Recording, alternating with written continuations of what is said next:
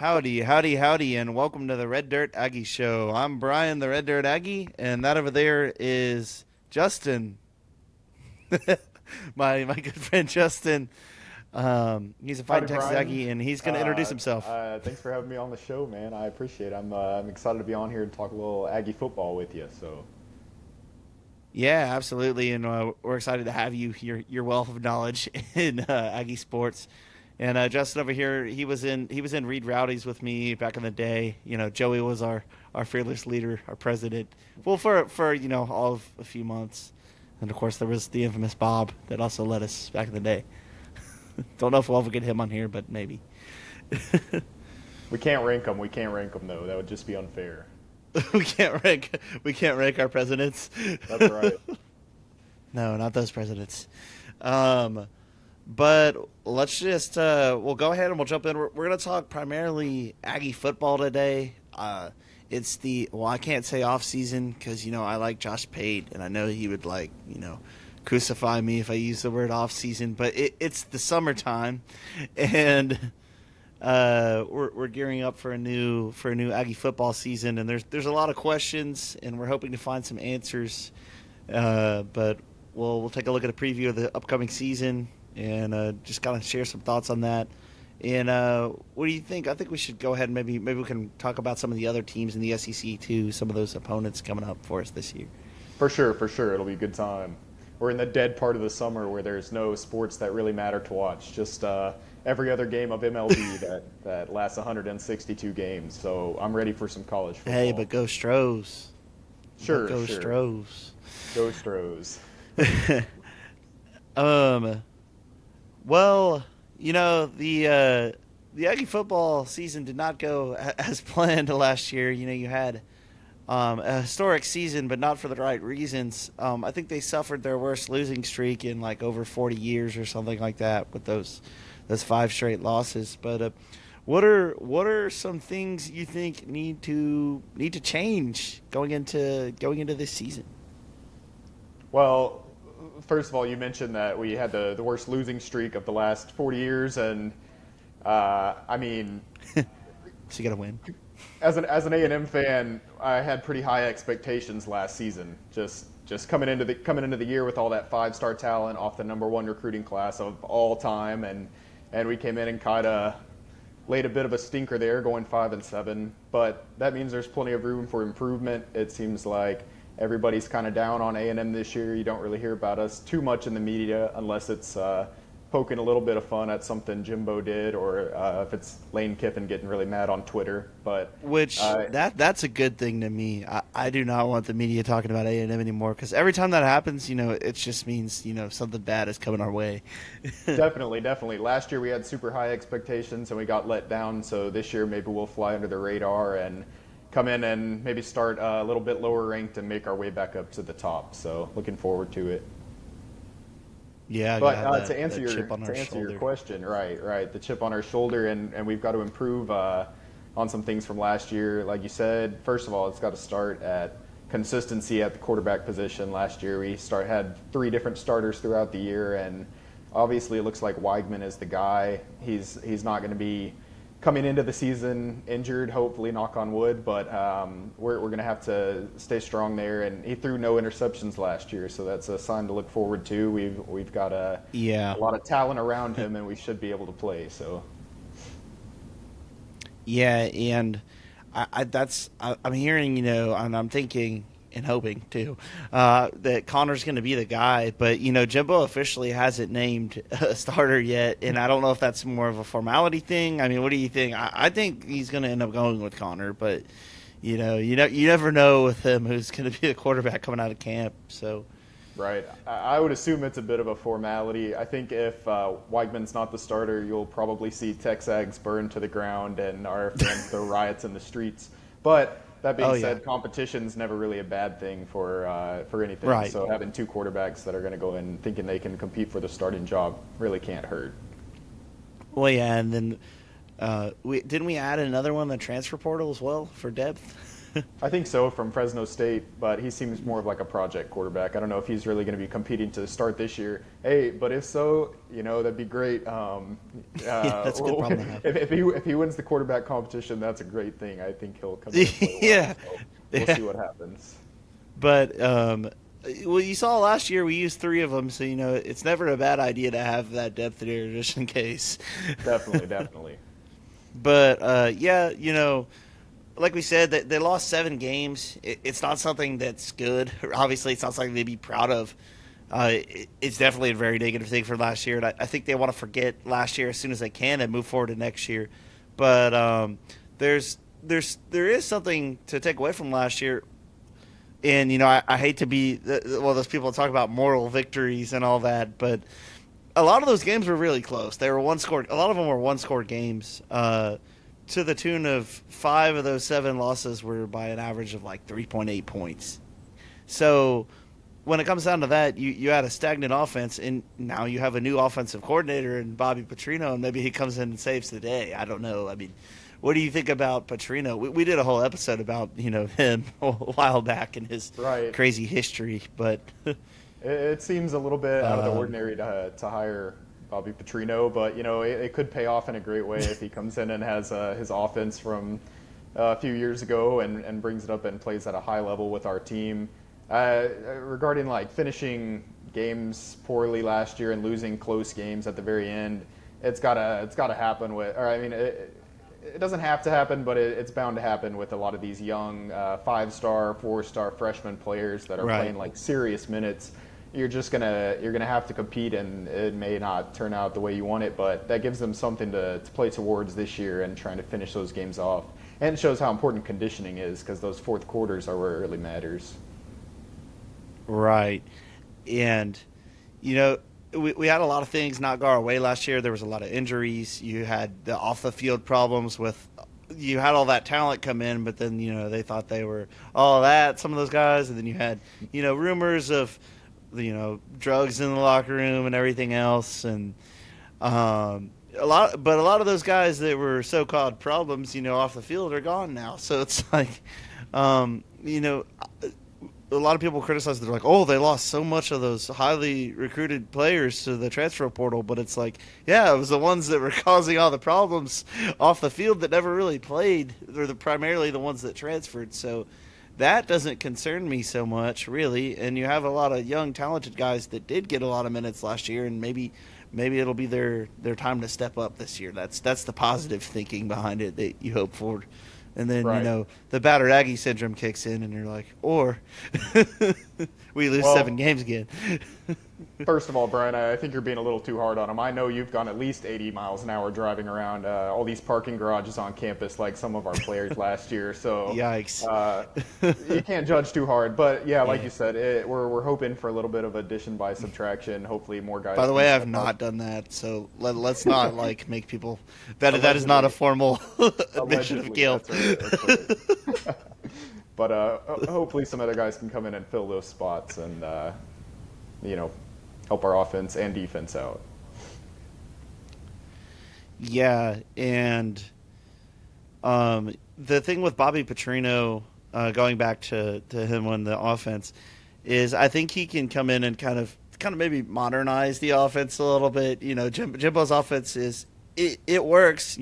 When you execute everything correctly, you got to execute. You got to execute. Execution That's is what Jimbo important. likes to say. It's one of his favorite words. But it can work under perfect circumstances, but the thing is, you're not always going to have perfect circumstances. You need something that's a little more up tempo and with the times. And there's a reason all of these other teams are moving to those type of offenses because they work, because they're a little more easier to implement. And that might be something that can help a young quarterback like Connor to develop faster and learn something like that faster. That's going to be more successful. And then maybe we end up scoring those 3.8 extra points we need Hopefully, at the end of the hopefully game. this year.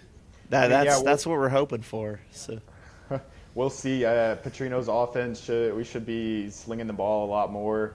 And I mean, I keep seeing these depth charts, and they're saying who's going to start between Evan Stewart, Noah Thomas, Anais Smith, and Moose, who all have shown plenty of potential and should all be really good players. But like, we got to get all of them on the field. It's not really going to be Anais or Moose Yeah, and starts and plays. Yeah, we're gonna have to get all those guys touches, and hopefully that'll help the offense boom this year. I'm gonna knock on wood while I say this, but I just hope everyone stays healthy this year too, because it's like, yeah, you have all that talent, but we had a lot of talented receivers last year too, and Anais Smith got hurt in the third or fourth game against Arkansas. That Right. is crucial. Right. Yeah. Um, That's why if he depth didn't get hurt, is so last season important. might have looked different. I don't know, but Definitely. so. But yeah, it's definitely going to help having him. He's a veteran presence for sure, and I think he could help maybe hold the locker room together a little bit too. If some of those young guys come in and maybe tell them not to do drugs in the locker room, Right. smoke That would weed be or ideal. whatever they were do. But the bright side is hopefully all these guys that stuck around want to be here, so it'll be hopefully better for the culture, and altogether they'll play better, ideally. Another thing, I was looking back at some statistics and things from last year. We actually had the number one pass defense in the entire country last year, but the only problem with that, the flip side of that, is we had one of the worst rushing defenses in the entire country, where we ranked 122nd nationally and gave up 208.8 rushing yards per game, which is not great. So I saw the passing thing. I'm like, oh, that's awesome. We're only allowing 156 passing yards per game, but it's like, yeah, because they're running the ball most of the time on us.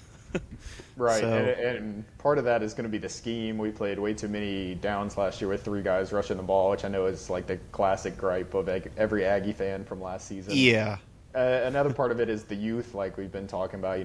Walter Nolan and Fadil Diggs, these guys, Shamar Turner, guys off the edge that are going to come in and make an impact. We're all freshmen or sophomores, so hopefully the run defense improves this year, and the pass defense should be pretty sturdy again. We got Bryce Anderson coming in, Damani Richardson still around. It's going to be a pretty yeah. When Damani said he was coming back, I remember that was a really big deal. That's awesome. for sure. Yeah, he's definitely going to be a good veteran presence and ought to help out the secondary, which will be hopefully one of our stronger units this year. Yeah, and I mean that's definitely going to be something. It's great to have a nice pass defense, but you need to have that balance too in run defense, and I hope we can get that figured out. But which brings another area of concern is the linebackers for sure. What do you think that's going to look like this year with Well, losing as many as we did? yeah, we lost a little bit, and we have some pretty good starters, solid SEC players, and Edgar and Cooper Right. and Chris Russell has some experience. He hasn't shown out that much, but he's got potential at the very least. But where our issues come in is our depth. We kind of replaced our backups with a freshman and a sophomore coming in, so it's going to be a little tricky for our guys to show out, at least at the beginning of the year, as those guys get reps. And hopefully that's the place on the team you really want to be careful on the injury front, because if something bad happens there, it could tank your entire season again. You gotta have guys that can fill the gaps. Yeah. So it's gonna be important. Yeah, when you don't have depth, it gets tricky for sure. But when I say stay healthy too, I mean I think people forget we kind of had a little flu game last year too against. We did. Was it against Florida? Right, when like half the team, we got blown out against Florida that game, but I think like half the team had the flu and the other half was hurt.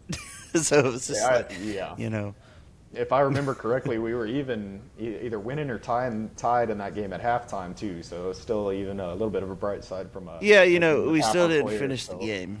Right. Yeah. But flipping back to the offensive side of the ball, I would say another big area of concern next year, or just something to keep an eye on, the offensive line. You got Bryce Foster. He's the veteran presence there. He needs to stay healthy this year, of course. Knock on wood. I know he's battled with injuries and stuff. But what are you seeing from the rest of our offensive line? Well, they always say your team goes as your offensive line goes. If you can't block to pass, you can't pass, and if they can't block to run, you can't run. So that's going to be pretty important, especially with all these skill position guys. We're going to have to be able to get them the ball and give Weigman some time since he's still developing into a full starter. But like, there's a lot of talent, 4 and 5 star guys across the board. Fathery and Robinson will be good on the right side. They both have a lot of talent. They've had some injury problems, but those are both guys that can play in the NFL. And like you said, Bryce Foster's a beast, and Yeah. hopefully, missing the spring won't cost him too much. And I know his backup is from Washington. His name is Mark Nebo or something like that, and he's supposed to be really good. So maybe he'll have a little bit of competition as well. And then you have also Cam Dewberry, who's been, I think, All-American at times, freshman All-American maybe, but. There's a lot of potential there. They just got to stay healthy, and hopefully these freshman guys can come in and add a little bit of depth for our O-line. Yeah, and I'm hearing that their tight ends are going to be utilized a lot more in Petrino's offense. Is what I've heard a lot of. So it'll be interesting to see if they can get more involved as well. Yeah, definitely. It was nice having seeing tight ends involved in the passing game again with back with Weidermeyer and Sternberger and stuff. This past few years, ever since Jimbo came in, because in the Kevin Sumlin era, their tight ends didn't really exist, as far as Right. football was concerned. He hardly even had any packages with tight ends, from what I remember. But Well, it we have a was lot of tight end talent at the moment. We got Donovan Green, who yeah. actually produced pretty well for tight end in our offense, and he's going to be coming back as a sophomore. And then I'm really excited to watch Theo play. He's the guy from Sweden, #1 recruit in the country a couple years ago. So I hope he gets some Yeah. playing time this year. It'll be fun to watch and to root for. That's just a fan favorite, but we'll see if he can kind of develop a little more. Did you hear about, we recruited I think the top punter in the nation or something, and I think he signed with A&M, and he also plays baseball, and he also kicked field goals or something too in high school. But apparently, yeah, he was they always call us Punter U. We're sending punters and kickers to the NFL for sure. But I think he'll be coming in next year, the year after or something. But they're already have a commit from him.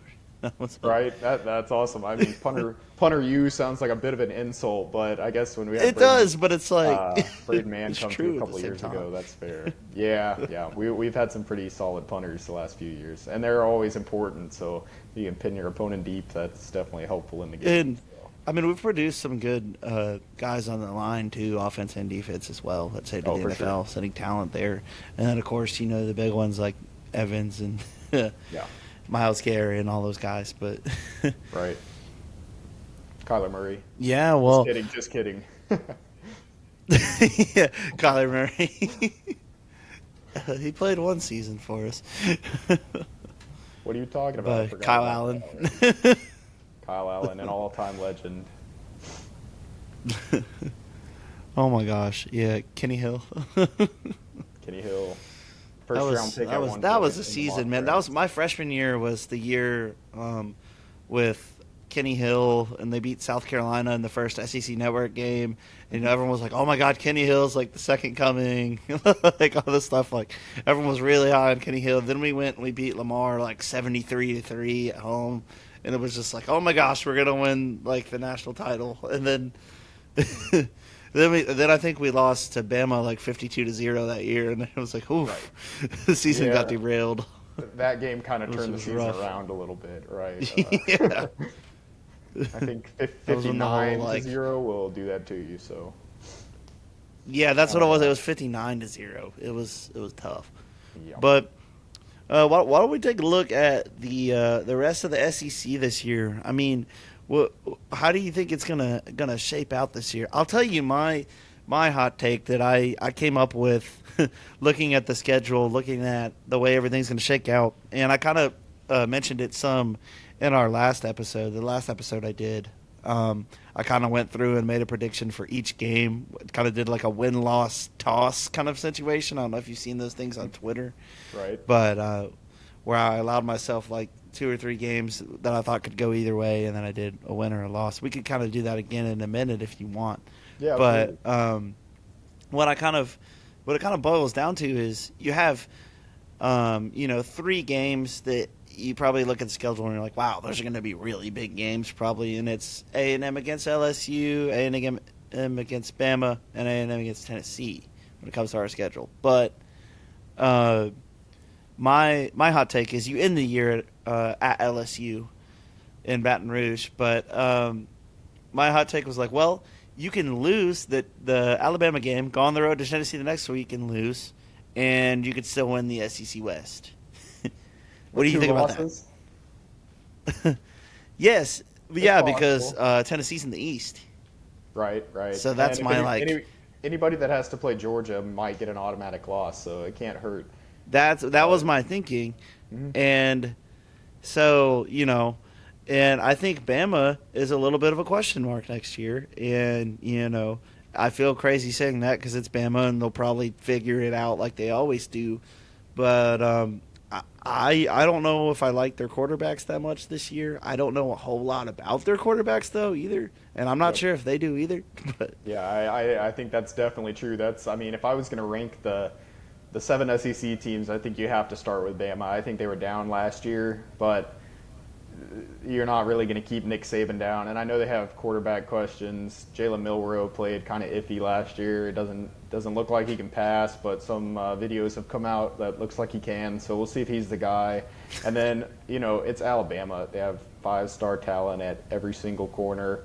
They're going to come out and run the ball for 100 yards a game, and they're going to if they have a weakness,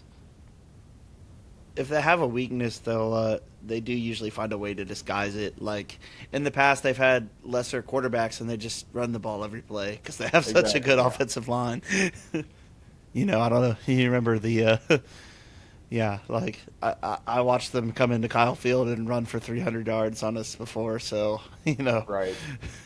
Although on the flip side of that, they are coming off a season that wasn't fantastic by their standards, and they're losing the number 1 and number 3 picks in the draft. So if you're gonna pick a year for Bama to go be Panthers, down, Bryce Young. all right. Hey, go Keep Texans, pounding. Will Anderson. Let's go. Yeah, wait, what? So, you didn't get Will Anderson though. we sure did. No. Will Oh, my. Anderson was, You know what? was picking the 3, I'm yeah. dumb. You got Stroud and Will Anderson. Right. The move of the draft. We'll see how that goes. But yeah, Alabama's always going to be Alabama. It looked like a good move. Yeah, so After that- Alabama's always going to be there. Oh, go ahead. But I'm what do you sorry. think about LSU? Right. What do you think about LSU? That's what I'd say. Number Okay. 2 and 3, you know what? You hope the Aggies are going to be up there. So I'm going to say like 2nd and 3rd. Let's go A&M and LSU. They have the best talent after Alabama in the conference. There's a lot of talent on A&M's team. You saw them beat LSU last year, which gives you some hope for this year. Hopefully we can kind of knock them off their perch. I don't love It's LSU. just tough to win in Baton Rouge at night. It definitely is tough to win at Baton Rouge at night, as we've seen in the past couple of years. I don't love their quarterback, but they also have 5-star talent behind him and all kinds of talent on the defensive side. So it's going to come down to coaching between A&M and LSU, and hopefully we can kind of come out on top. Yeah, I like A&M's chance against Bama at home again. I think we've proven we can win those big games in Kyle Field now. Ever since Jimbo's come in, that is one thing that I've noticed is that's also a credit to the student body. They've been showing up more and yelling louder than in the past, I think, and just really everyone in general. But Kyle Field's become more of an intimidating venue again, I think, than it was even like 5 years ago or so. For sure. Yeah, Kyle Field's always fun. It's been crazy since I was Yeah. born, and I guess there was probably a couple down years where we were kind of not performing as well on the field, or it wasn't as loud. Well, but just it's definitely been back the last couple of years. the end of the Sumlin era, really. Yep. It started to get to where it was like, dang, like it was still really loud, but it was just like we weren't finishing games there, so it was just kind of like, dang. Right. But I don't know. I've kind of noticed that shift. I definitely noticed the shift in Reed Arena this year. That was nuts. But Reed Arena was great. for basketball on the basketball front, but. That was definitely due to performance, but it was definitely fun going to some of those games where they were packed out and everybody's wearing white and it's super loud. I'm sure that helps against the other teams, so it's been a lot of fun going to basketball games this year. Yeah, but that home field advantage or something like it, and that's the atmosphere in Kyle Field. It's always been nuts. I mean, you look back, I think it was what was the year? I think it was in the '80s when they had that random rule where you like where the crowd had to get quiet, like so you could hear the snap count, and the 12th man basically refused to get quiet, and like the Longhorn quarterback's just like standing there. Have you seen that video? I haven't, but I've heard of it. I know exactly what you're talking I'll have about. to I don't send know it the to you. time It's on frame, but Twitter right now. yeah, for sure. Yeah, I'll send that over, but Well, I'll the tweet it out loudest. from the account later if I can find it on YouTube too. Oh, there you go. The loudest I've ever heard Kyle Field, I think, was those end of the Big 12 years when we played Oklahoma and Nebraska. I remember Nebraska game was 9-6 one year, and I just remember those being the loudest crowds. I'm not sure if it was because I was 9 years or older, because the crowd was just that insane. But even since the field Was that renovation, it just Nebraska wasn't. game? Oh, go ahead, go ahead. Was that Nebraska game the one where they had to put like chairs on the sideline like for extra like seating? I know they've done that a couple times. That was back when the other side of the end zone was still just a set of bleachers. So Yeah. I'm not sure how many extra seats they were packing in there, but that game was nuts. It was like I said, 9-6 at the very end, and everyone's screaming their head off the whole time. So I'll always remember that one. But yeah, Kyle Field's great. It's the best atmosphere in sports. I can't imagine what it's going to be like when the Longhorns come in there in 24.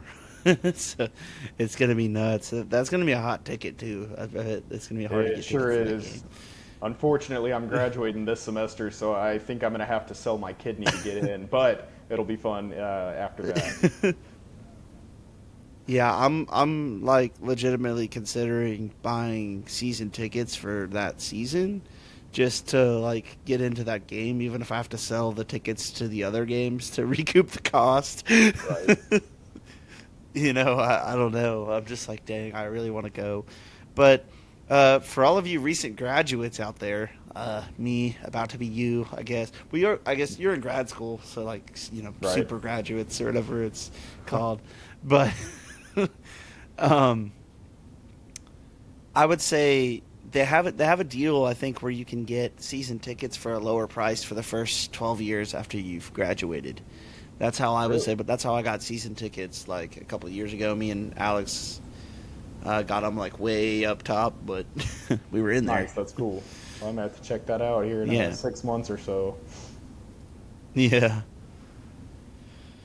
But going back to the SEC, which I think is what we started on this conversation.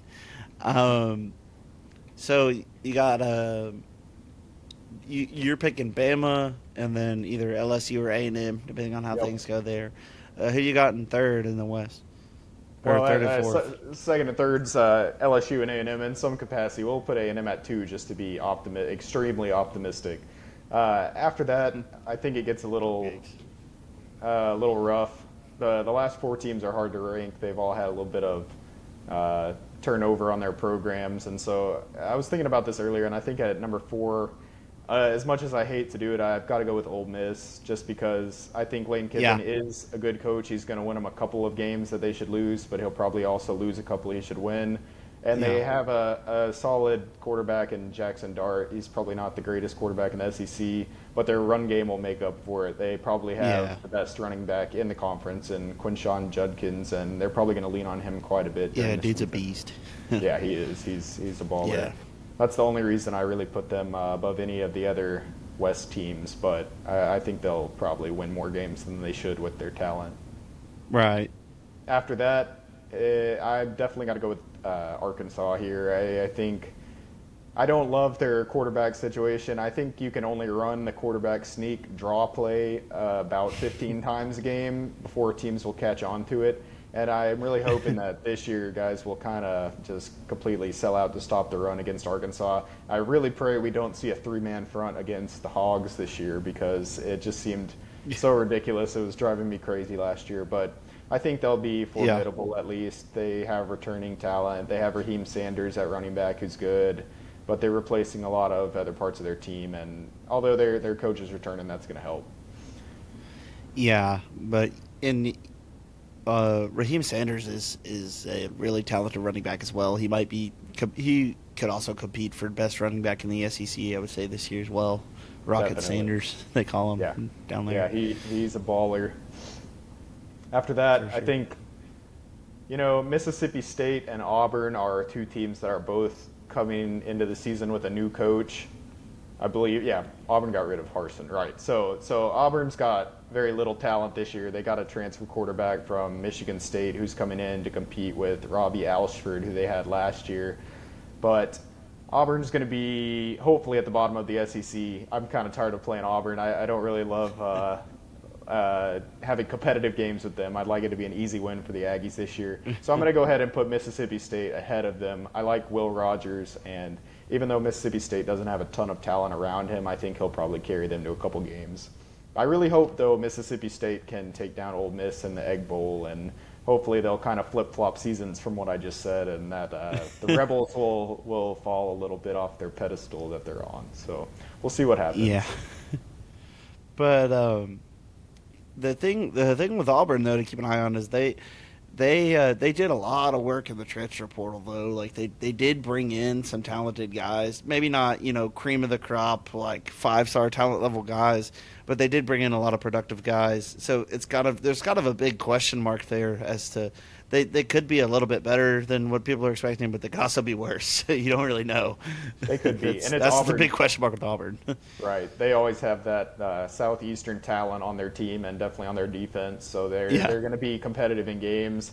It just comes down to the guys that are on the team. And out of what I know of their current roster so far, I don't expect them to do that well. But they have surprised in recent years and outdone expectations drastically. So we'll see what happens. And who was their interim coach last year? I was trying to remember who. Cadillac Williams. Yeah, did they give him a spot on the staff? Because that man needs to be somewhere involved on that staff. He was so hype after they beat us last year. They beat us, right? I think it was. Yes, they sure did, and that was pretty disappointing. But They actually, rushed the what? field after they beat us for some reason, Is that right? or something I like mean, that. They went you know, nuts. Hopefully, he gets another chance to do something great since he really seemed to mesh with their players well. But I don't think they hired him as an important coach at the very least. So who No. knows? Oh, Cadillac was. I remember him. I believe he used to play for Tampa Bay. Being a big Carolina Panthers fan, I watched a lot of his games just when he was playing against the Panthers. But I remember being like, who the heck names their kid Cadillac? But apparently it was a nickname. His name was Carnell, I think. But I guess Cadillac because he's a runner. And I don't know, but it was interesting. Now, what about the East? We did lose at Auburn last year, 10-13. That was our final score. So a bit of a 10-13, barn burner okay. there. Yeah. Oh man, the East. I don't know as much about the East this year. I just pretty quickly, Georgia's going to be top dog. Top dogs, I guess. But Georgia's going to be up Yeah. at the top. People expect Tennessee to be pretty close behind them, and that's probably accurate. After that, I like Missouri a lot. I think their team is pretty solid. Kentucky should be pretty solid this year after that. And then I'll go, Florida and Vanderbilt down at the bottom. And I think I'm forgetting someone in the East. Yeah. But, South Carolina. I think South Carolina will be okay. They'll compete with, Florida, Missouri, and that. I think they're going to be. They're going to surprise a few teams. I think South Carolina will for sure.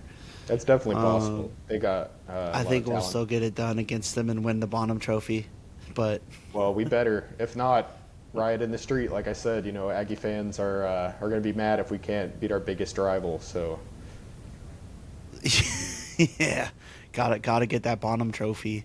Exactly. There's a whole segment on one of our earlier episodes about the Bonham Trophy too. I did a whole detailed talking about the Bonham Trophy the week before we played South Carolina. I'll have to revisit that again this year. Yeah, there you go. Because there's so many people that don't know about that. Right. Well, they got get a kick out of it. Spencer Rattler. He's all right. So maybe they'll surprise some folks in the SEC East. Yeah. But they who knows. Is he still going to have eligibility? Is there any chance Spencer Rattler's going to play next year when OU joins the conference so he could face his old team? Ooh, that's a good question. I don't know. It seems like he should have the option to, but he's. I think he'll be gone for the draft. Right. Yeah. Yeah. Seems. But like I just he'll be a thought, pro. dang, that would be an interesting full circle. But That yeah, would be. that's If it was in South Carolina, that game would be nuts. mhm. They have a pretty good atmosphere for their home games as well. It looks like fun with sandstorm and all the lights and stuff, Right, right. flashing lights. Yeah, it looks like They good get pretty times over hyped down there there in Columbia. for sure. But yeah, so I think that pretty much does it for football. I mean, did you have anything else you wanted to add I don't as think far as so. It's Aggie been football good or talking. SEC? Yeah, Aggie sports get me excited for the season. So Absolutely, I'm so ready for football. It's preview magazine season, so I've been looking around for things like this. right, I drove to like 8 or 9 stores the other day trying to find a Dave Campbell's, which if you don't know any of our viewers, they literally, if you like football and you live in Texas, that's the magazine for you because they cover every high school and every college and every professional team in the state of Texas, it pretty is. That's a much classic. for football. And I myself, like I've never really been into the preview magazines, but Colin was telling me about all of the different ones this year. Uh, some of you know Colin; he's been on some of our past episodes, but he was like, "Dude, you got to get like this one and this one." So I drove to like 3 different Walgreens and a few CVS's and grocery stores. All the stores that said they sell Dave Campbell's, they didn't. None of them had them, but I found like a few other preview magazines and kind of been looking through, trying to find get some, trying to quench my thirst for college football as we wait Right. for the season to start. I But feel like this year I'm not anticipating the season as much. I'm trying to kind of calm my senses down here a little bit before the year starts, so I don't get my hopes up too high like I did last year, and then get obliterated once the season starts. So we'll see. Like I don't know. I expected us to be good. I didn't expect us to make the playoff or anything like that last year, though. A lot of people were like saying like, "Oh, we're gonna do this." I was like, I didn't think it was gonna be last year because I was like, well, yeah, these are all really talented players, but they're all freshmen. Like they're still like gotta like get in the swing of things. Not all of them are gonna start right away.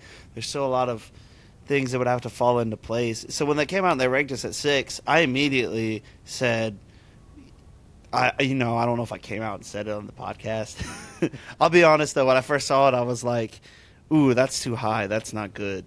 This is my first reaction. I was like, "That's great. They think we're good." I'm like, "But that's too high. That's not good." Whenever we start out like that, we get overconfident, we get in our head, and then and then look what right. happened. We lost to App State. So And we used to be able to make fun of Texas for this all the time because it happened every year, and it still does. But it kind of is a bummer when we're up there too and don't meet our expectations. So yeah, and yeah. I'm just gonna leave it at that. yep, yep. I think It's a bummer. we should just stop talking about last season altogether. I think it's gonna put a damper on the Yeah, views. because there's a new one coming up. Right, right. That's right. But We're excited. 7 weeks away. shifting into like Texas music, red dirt music, country music, anything like that. You got any new recommendations? You've heard like anybody you've been listening to lately?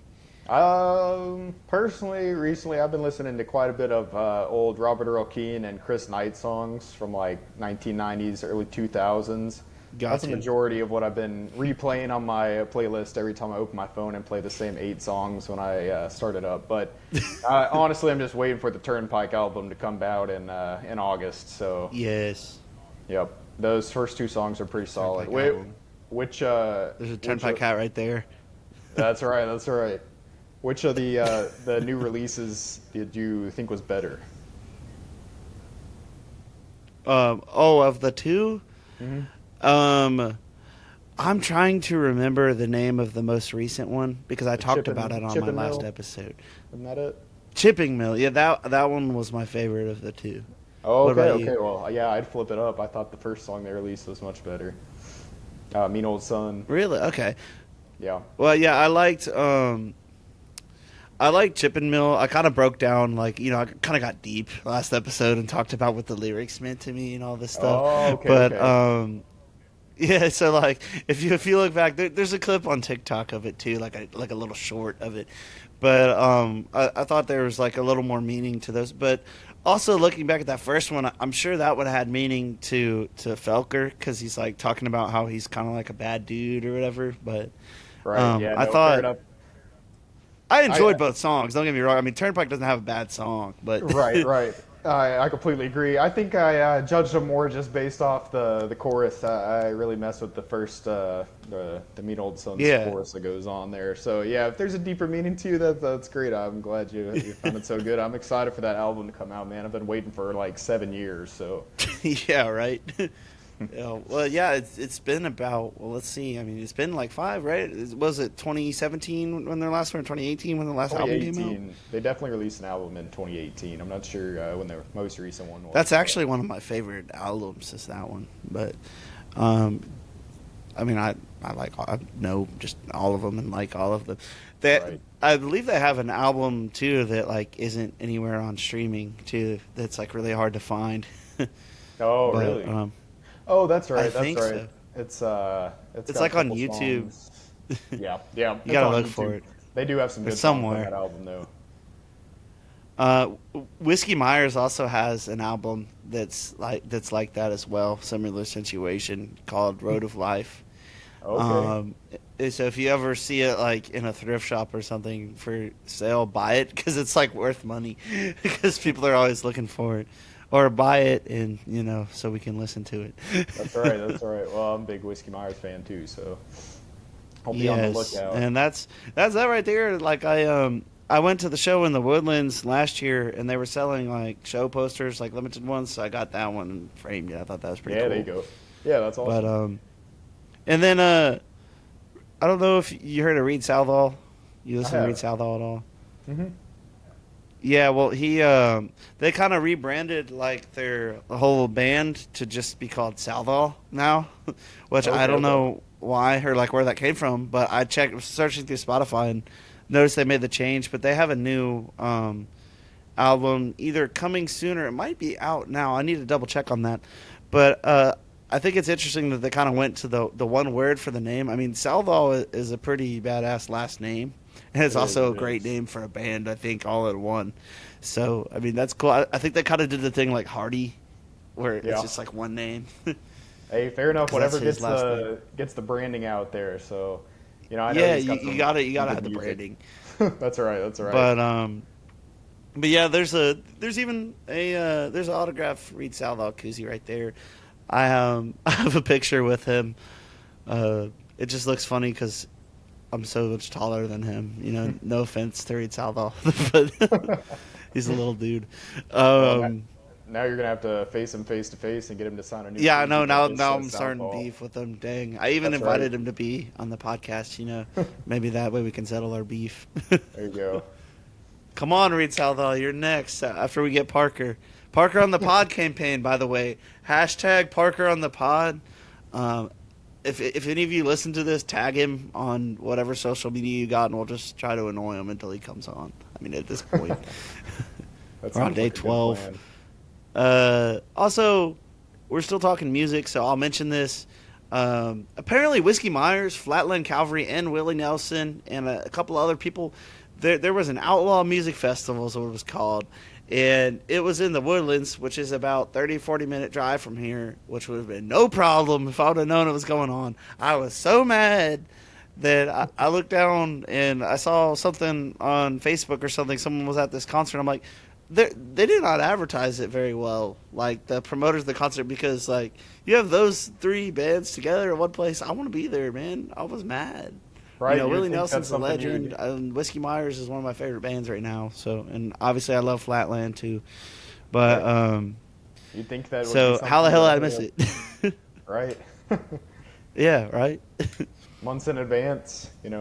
Yeah. That seems like a pretty big concert. So But you're up in Oklahoma right now, right? I am. I'm in Tulsa at the moment. Okay. So have you seen any live music up there yet, or? Not yet. I haven't got out too much. I just kind of got to Tulsa a few weeks ago, but I'm gonna definitely have to go check out. Oh, what's that place downtown called? Is it Not the Cain's Mercury. Ballroom? Is that it? That's one of them, Is I that in think. But Tulsa? Cain's. Okay, yeah. Cain's. I'm gonna have to go check that out at some point here. Listen to some country music. I know Chris Knight's coming here in August, and Oh, there you go. Zach Bryan's coming. I think a little bit after I leave back for College Station, but they've got some good music coming through here. So Zach Which is, Bryan was yeah. actually in Houston the weekend of my bachelor party. I know you were there. If I hadn't already been doing that, I probably would have went to see Zach Bryan. Yeah, but I know his tickets are pretty pricey. That's yeah, well, yeah.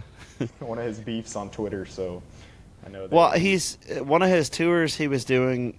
He did it to where like if you wanted to get tickets, there was a way to get them, like where you didn't have to buy it through resale because of the whole. He did the whole like anti-ticket master campaign thing right. because they always charge so much. Well, he's That's coming to like Chili the Fest in October. He's going to play at the Chili Fest grounds, that Snook Rodeo yeah. Center or whatever. For I think his tickets were 125 last I checked, but they may have sold out. But I think they're going to open some new ones, so maybe I'll I check that saw out. that they're doing like a fall festival over there, which is a good idea to do like another one to make For you. It's sure. basically just Chili Fest, but like in the Exactly. fall. Double the revenue and double Yeah. the crazy stories. So I'm sure it'll be a good time. Oof, yeah, man. Whiskey Myers played I think, at Chili Fest this year. When I was like, dang. I was like, if I was still in college, I would go, but I feel like I I don't got think I can handle that anymore. I got the coronavirus the day before Chili Fest, or I would have been there. But Oh, yeah, tough. Yep. tough. Well, thanks for hanging out with us here on the Red Dirt Aggie Show. I'm Brian, the Red Dirt Aggie, and you're Justin, the Aggie. Thanks for having me on, Brian. It's been a fun time. I'll have to hop back on later if you want me. So it's been Oh a good yeah, time. absolutely. But yeah, thanks for stopping by. But we'll see you next time. As always, gig 'em and God bless. Peace. Gig 'em.